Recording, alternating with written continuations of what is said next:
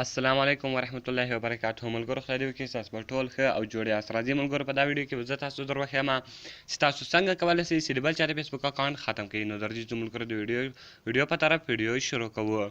ملګرو تر ویډیو شروع کولو مخکې چېرې تاسو ویډیو لایک کړی نه وي مهرباني سره وکړئ ویډیو لایک کړئ او د هغه رقم چینل سره سبسکرایب کړئ ځکه موږ په خپل چینل کې ستاسو لپاره هره ورځ د هغه رقم ښایسته ویډیو اپلوډوو. ملګرو تر ټولو مخکې تاسو لاړ شئ خپل فیسبوک اکاونټ په خلاص کړئ. کله چې تاسو خپل فیسبوک اکاونټ خلاص کړئ دلته به هغه سړی پیدا کړئ د کوم سړي آی ډي چې تاسو ور بندول غواړئ. نو ملګرو دلته زما یو ملګری دی د وقار علي پیغامه ده.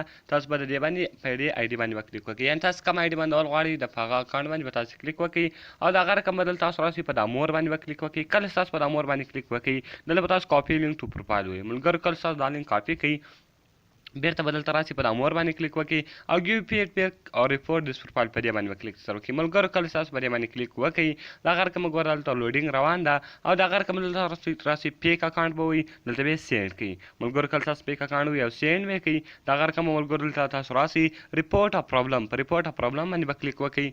ملګرو کله تاسو په ریپورټ ا پرابلم باندې کلیک وکړئ دلته به تاسو یو کوچنی ټیک مارک شان ده په دې به ټیک مارک شان سره ولګوئ او د هغه رقم یې دلته تاسو ریپورټ کړئ. ملګرو کله چې تاسو دلته ریپورټ کړئ د هغه به ګوره اوس ریپورټینګ روان سي.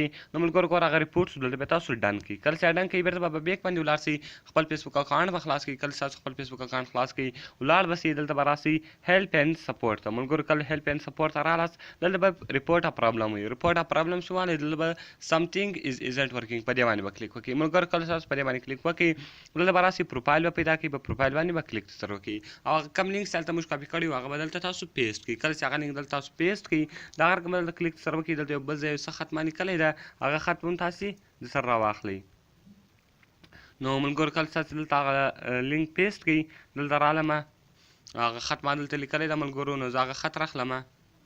نو دا خط ته ملګرو دا به تاسو چوز کړئ سلیکټ آل ټول به سلیکټ کړئ او د هغه رقم دا خط تاسو کاپي کړئ. کله چې کاپي کړئ اوس به دلته تاسو راسئ بیرته خپل فیسبوک اکاونټ ته هغه لینک هغه خط به دلته تاسو پیسټ کړئ. ملګرو کله چې هغه خط دلته تاسو پیسټ کړئ اوس به تاسو سینډ وي. کله چې سینډ وي ګوره پینالایزینګ بینګ ریپورټ روان ده دغه ریپورټینګ که پوره سو نو په دې پوه سئ چې ستاسو اکاونټ کوم اکاونټ چې تاسو بندول غواړئ هغه به بند سي. نو دا پینالایزینګ ریپورټ اوس ګوره ملګرو ګورئ ستا پوره کېږي او که نه.